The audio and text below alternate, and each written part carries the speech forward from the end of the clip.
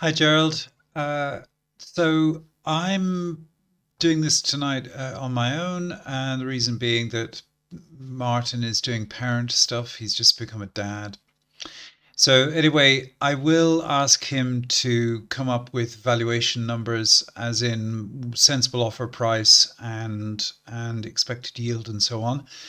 But in the meantime, what we're going to do is go through this whole property in some depth. I've got a scoring system here. We'll come up with a final score at the end of the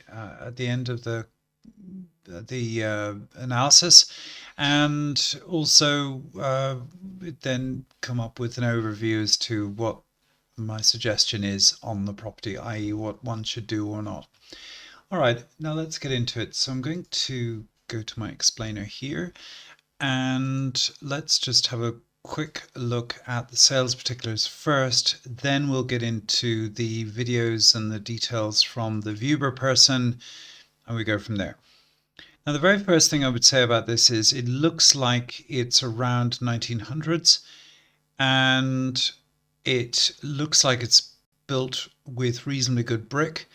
Now, one good way of checking that is to look on Google Maps. And we'll go down here and just do that. And whilst it's working, it's, oh, there, okay, here we go.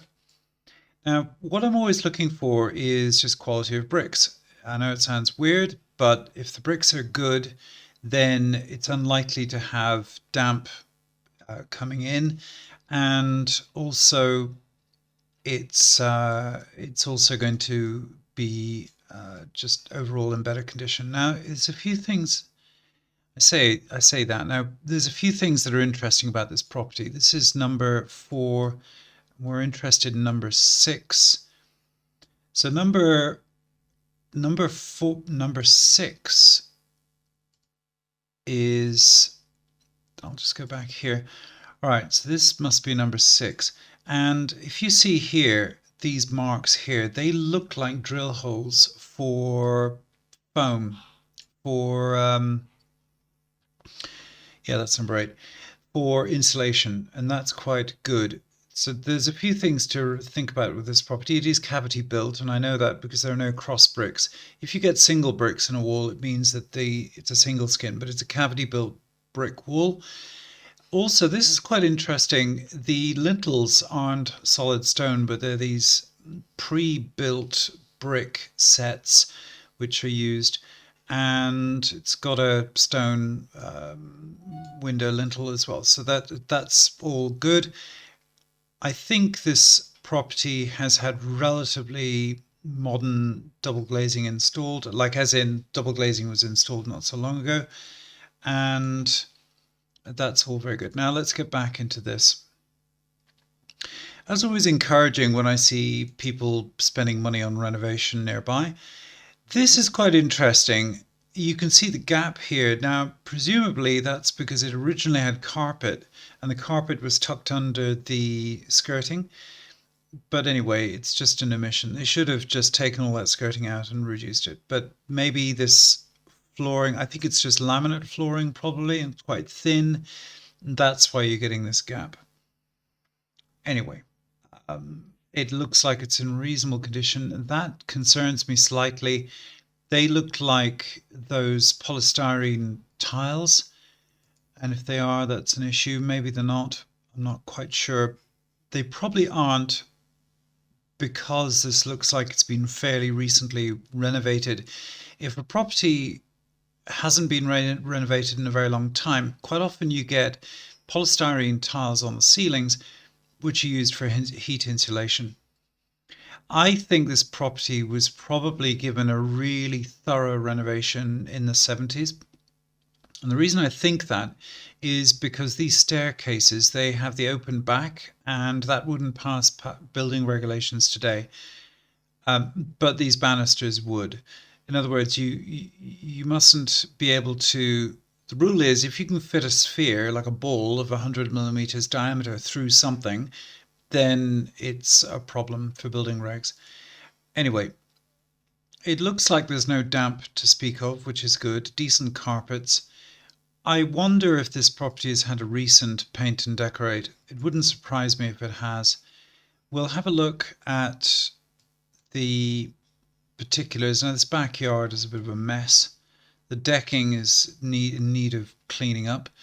Let's just go here and just see what the sales history looks like. I'm just curious about this. Quite often, what I've noticed with Rightmove is they don't necessarily show you the sales history in the site, or if they do, maybe there's some glitch with it. But we'll have a look here. We're looking for number 6, I'm sorry. And number 6, there we go. Okay, last sold in 2004, fine. The reason I care about that is because if the property was sold like a year ago or something like that, then it may be that the seller is going to be very fussy about price. But anyway, I assume that the renovations that were done on this property were way back in that day, like 2004 or some time like that. The other interesting thing about this property is it's been back and forth on the market. Now, I wonder if that's because it's been sold, marked as sold, and then somehow the deal collapsed twice. Now, if that's the case, maybe there's an issue that we don't know about that's an issue. So what I would definitely want to do is ask them what happened here and why this occurred, and maybe we can get some sensible answers out of the agents. I don't know. It's odd. I'm not sure what's going on with that. I just want to have a look at the EPC for this property, which is number 6, and it's 66, so it's very close to C, which is encouraging.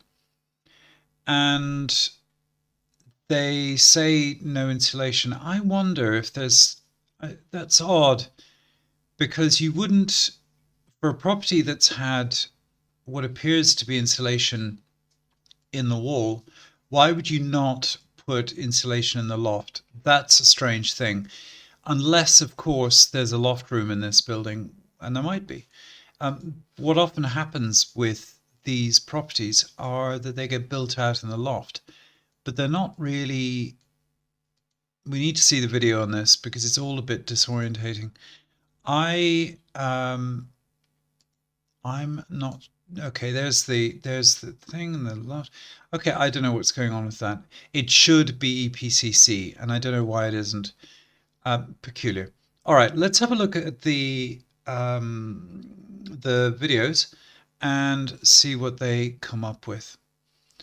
All right, don't know why we've got that smudgy photograph. Fair enough. And we've got some lights which need replacing.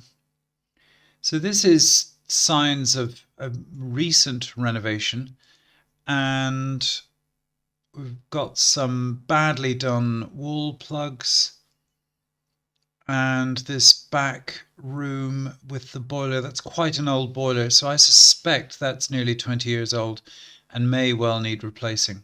Also, look at the quality of the wall finishes here, not good. And there that is. Now let's have a look at the videos, which will hopefully be revealing. It's a nice enough road, and when you see fancy cars like that around the place, that's a good sign. And bird poo on the front of the property. Good cars. This is a good sign. When people have that much money, spare money, and they can buy fancy cars, that's always encouraging. And we've got cheap laminate flooring. They're just kind of getting into the place, and we can see here. This would have been carpeted, I think. So somebody did a basic renovation. Now, I want to just have a look at that. That concerns me slightly. If they are polystyrene wall tiles, that's an issue. It could just be a finish effect on the ceiling. It's not a big issue, it's just an issue. And here we go here, lots of geysers in their gear. We have that open backed staircase. We've got that old boiler, that quite basic kitchen, but it's nice enough room. You know, it's quite open. There's some marks in here. Don't know if you can see the marks here. I'm not concerned about them because if they were on the back wall, then it could be signs of damp. So far, so good. Okay, we don't love to see that. Now that means there's an issue with the roof. We're going to have a good look at the roof in a minute. Anyway, there it is. That's the back of the house. The bricks on the back of the house, not so good, obviously, because that's not the presented side. And then we've got what looks like a very dilapidated outhouse. But overall, this property looks okay so far.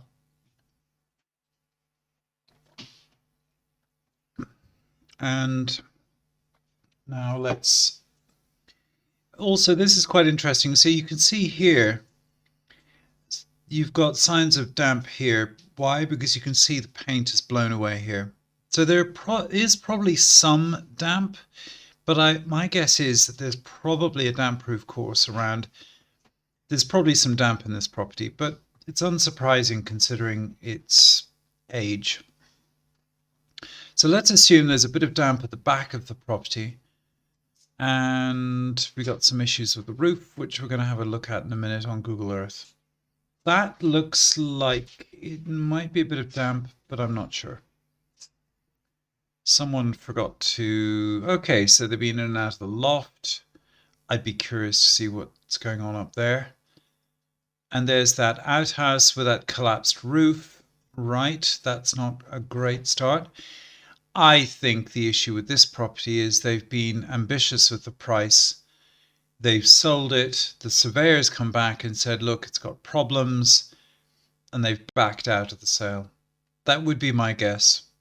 So usually sales collapse because some nice Hong Kong person there, probably. Sales often collapse because a property just isn't mortgageable. Or if it is mortgageable, the person making the offer can't get the mortgage. And one of the other issues with this property is that at this figure, £130,000, you'll find a lot of foreign nationals will try and get the property on finance, but they won't quite get the valuations or whatever, because the issue is, of course, that minimum mortgage size for most foreign nationals is £100,000. And if it's £100,000 at 75% loan to value, then I think you're at £133,000 minimum property value. So that's kind of a problem. Nice big shower, and it's interesting that they've traded the shower, they've traded the bath for the shower.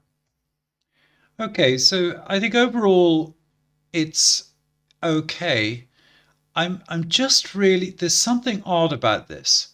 I don't understand why this is here, unless it's just been boarded out and they wanted to make it nicer. But generally speaking, in these hallways, they don't board these areas out. So the only thing could be that maybe there's some sort of... Is there a staircase in one of these bedrooms? I doubt it. No, I don't think there is. All right, that's that video. Let's have a look. I think there was there one more? I think that's it. And there's our staircase again. It's got a funny old history, this property. Let's have a look outside and see what the roof looks like. Annoyingly, let's see here. All right, I can't quite see it, but if I can go down here, maybe I can see. No. All right, well, slates falling off a roof isn't a good sign, and that means that there's probably some kind of condition issue with the roof. And where is it? Number 8 Amy Street. Let's go back there. Number 6 Amy Street, sorry. Where is number 6? I'm sure there it is. All right. I think this whole terrace looks like it's got original roofing, which is probably a good sign in a way, because it means the slates are probably fairly good overall. If there were lots of different colors here, it means that, bearing in mind the whole thing was built as one unit at one point because it was a terrace, and then all these slates seem to have, all the roofs along the whole area seem to be the same because they're the same color. When roofs get changed, then color, the color changes, right? So that's a typical thing. And I suspect there might be some minor condition issues with the roof. It's difficult to say. I would assume the roof needs work. Okay, let's have a look at the.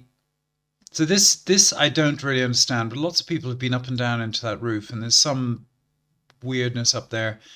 I assume it's the original roof, and I assume it's in okay condition. The next thing is the demographics and crime and so on. And this is a typically, well, actually, it's not a low crime. That's interesting. It's a little higher than average for what you'd expect. You'd expect about 6 crimes per a crime a month, roughly, and it's a bit above that. So, but I don't think mm, it's it's a little bit on the crimey end, but not bad. It's okay. Demographics are quite interesting. It's a lot of C1 here and not so much AB, which makes sense because it's terraced houses. So this would be a lot of, probably a lot, no, quite a lot of private rented. That makes sense. Wherever you get a lot of C1s, you get a lot of private rented. And okay, so decent demographics, not the best, but decent. And then if we zone out a little bit and we start to look at the capital growth for the area, we can see here that it's good. Capital growth. So this is for a thing called an MSOA, which is this whole area here, which is bordered in blue, and it's roughly 5 to 7,000 houses. And what I would say overall is that the growth, there's a lot of socially rented property around here. For example, here we have a high proportion of socially rented accommodation here and very high capital growth. And what happens is that these properties get sold off at a discount, then get resold onto the market, and thus you get really high growth. This is a reasonable area for growth, I would say overall. But there are lots of, so this is a bit of a dead patch, and this is probably because properties around here are quite expensive, relatively speaking. Although I say that, it's the median house price is 175,000, and for this area it's 100. Yeah, so this is the kind of the expensive part of town, and this is the average part. So yes, prices are growing. They're definitely hiking up around here. And I presume that's because it's a nice area and people want to live in these nice houses in this nice area. So it's all semi-detached, 3 bedroom, nice houses. So that's encouraging. Overall, I would say this area is good for capital growth, certainly very good relatively speaking. And if we look at this data here, and just to explain, as I always do in these videos, so sorry if you've seen this all before, you might call that a peak in the market. That's the First World War, and each of these arrows represent a peak where properties became unaffordable or relatively unaffordable, and then affordability improved over time. We've had 9 of these. We're on number 10, arguably, and therefore property cycles seem to exist based on history. And if we look at this, we are probably about here in the boom cycle, so 2008 and somewhere around here. But cycles vary depending on areas and cities, and well, more they vary city by city and obviously country by country and so on. And in this area, when I look at the capital growth story, it grew fairly solidly from in the last boom period, 2003 to 2008, crashed kind of average for Manchester, declined, and this is all inflation adjusted. So in other words, I account for inflation in my numbers, And what I'm looking at is the real growth in price for the area. In other words, another way of looking at it is the decline in affordability. You can see here that affordability was 4 times wages on average, and then it went all the way up to 8 times wages on average across the whole country. So there was a massive rise in the price of property in real terms, and it's still slightly below the 2008 high water mark, and it's growing. So it's not the strongest for growth. It's strong, not the strongest. And if I look at the overall story here, this is one of the highest growing areas in the country. There are only 9% of postcode districts that are growing faster than this, stronger than this. But it is, it's strong. And I expect that if you factor in inflation, it'll probably grow by another 30%, 35%. So a property like this in 4 or 5 years' time, if you say 130 today, in 4 years, it's probably 170, 175, 80, that kind of money. But there's some issue with this, and I would like to talk to the agent and find out what's going on. All right, the next thing is the mining issues. Any mining issues? And there don't seem to be. Let's have a look. So the way I do it is it just center it here. There might be, but I don't think so. I think all the action were here roughly, and I think that's all okay. Flood mapping, we're okay. So yeah, I think we're fine on mining risk, i.e. there aren't any mine shafts, old mine shafts within 15 meters of the property. Now, if we look at the comparables, these are, do bear in mind that these aren't inflation adjusted. It would be so helpful. Maybe I'll create a Chrome add-on or something that does all this. But in essentially,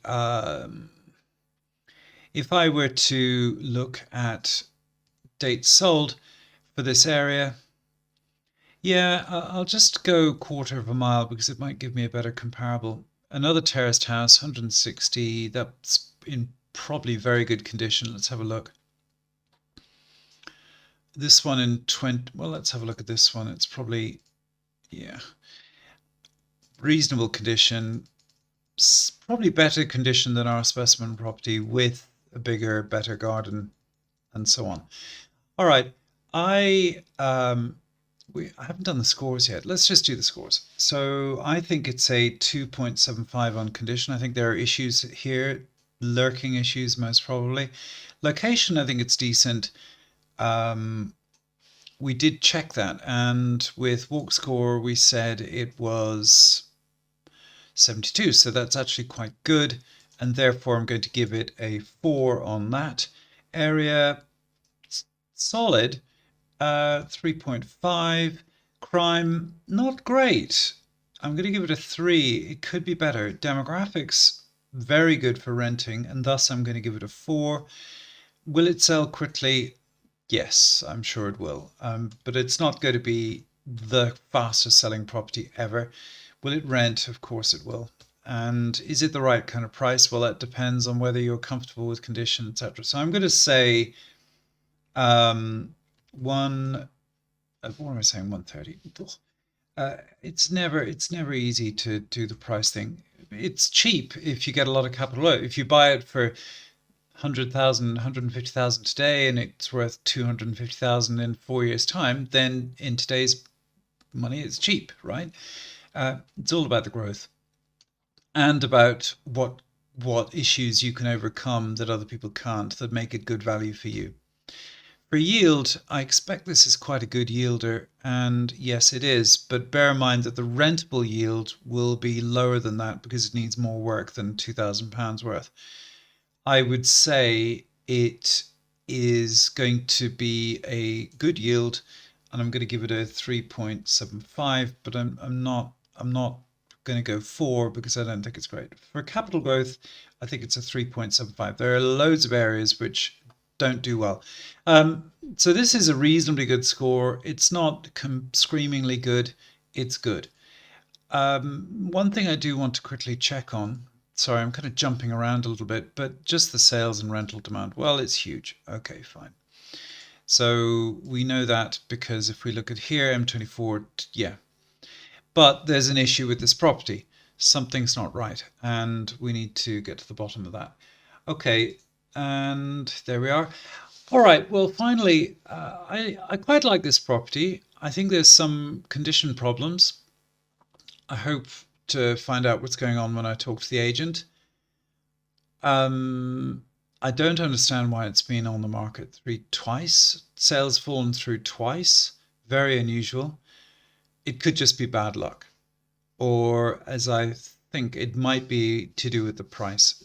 Anyway, the problem with that will be that whoever owns that property is going to get very restless, and they're going to get very picky about the kind of person that they want to buy the property. In other words, they're going to be super conscious of proceedability, and therefore what they would probably want to see is a cash buyer for the property.